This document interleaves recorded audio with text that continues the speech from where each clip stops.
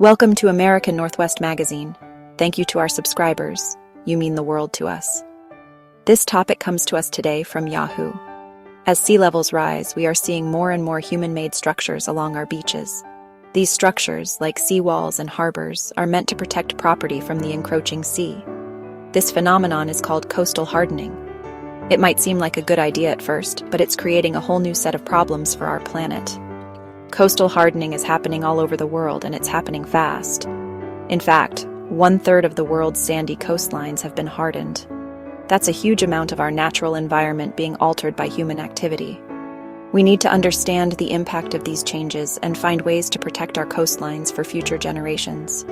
This issue is not just about losing our beautiful beaches. It's about the health of our oceans, the safety of coastal communities, and the future of our planet. From Santa Cruz, California to the shores of Bangladesh, we need to act now to address this growing concern before it's too late. Why are we seeing so much coastal hardening? One major reason is the increase in coastal populations. Since the 1950s, more and more people have been moving to coastal areas, drawn by the beauty and economic opportunities they offer. This growth puts pressure on existing infrastructure and increases the demand for new development, including coastal defenses. As more people build homes and businesses near the coast, the perceived need to protect these investments from erosion and flooding grows. Governments and private citizens alike invest in coastal hardening structures, hoping to hold back the tide. However, these structures often come at a cost to the natural environment. The desire to protect property is understandable, but we need to find more sustainable solutions that work with nature, not against it. We need to rethink our approach to coastal development and find ways to live in harmony with these dynamic environments. Examples from Santa Cruz, California and Bangladesh show the global nature of this issue and the diverse approaches to addressing it.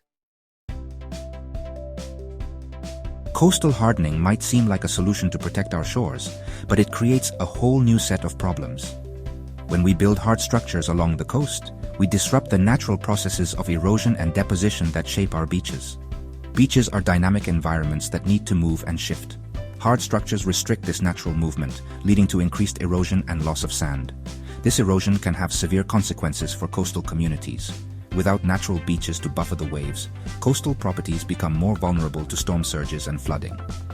This puts people's lives at risk and can cause significant damage to infrastructure.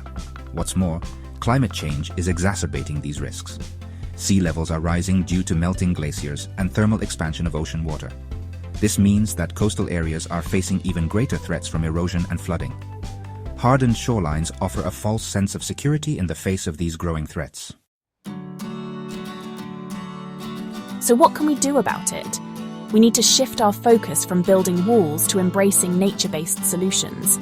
Instead of trying to hold back the sea, we need to work with it. One promising approach is to restore and protect natural coastal ecosystems like dunes, wetlands, and coral reefs. These ecosystems act as natural buffers, absorbing wave energy and protecting inland areas from flooding. We also need to reduce carbon emissions to slow down the rate of sea level rise. This requires a global effort to transition to cleaner energy sources and adopt more sustainable practices. We can all do our part by reducing our carbon footprint, supporting policies that promote renewable energy, and advocating for change. Remember, we need to think long-term and consider the impact our actions have on future generations. By working together, we can create a more sustainable future for our coasts and our planet. Thanks for listening. Don't forget to like, subscribe, and leave a comment below. Let's keep the conversation going. Places like Santa Cruz, California, and Bangladesh are already feeling the impacts of coastal erosion. Let's act now to protect these and other vulnerable areas.